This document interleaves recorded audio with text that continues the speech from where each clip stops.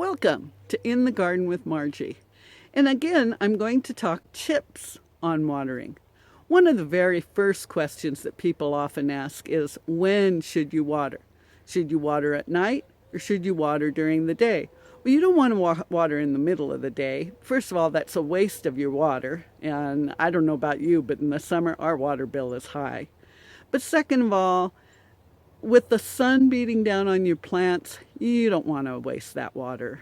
Now, you can water in the morning, which is fine. Some people do that. If you do it early enough, then that water is going to permeate the soil.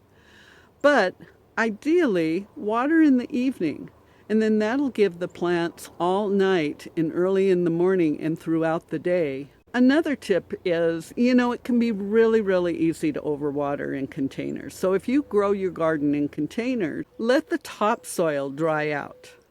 Then use your finger and stick it into the soil. Push it way down and you don't feel water when you pull your finger back out.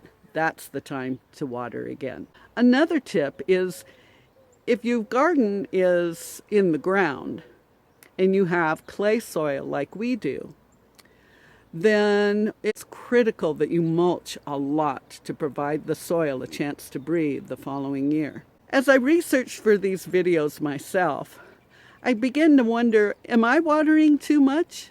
We water with the soaker hoses once a day in the evening for 2 hours. And for some of the plants, it might be too much. We'll have to experiment. And that brings the final tip, is keep a log. Make sure you know what you're doing. That's going to help you determine what's working and not working. Let me know what works for you and what hasn't worked for you. And with that, thank you for joining me in the Garden with Margie.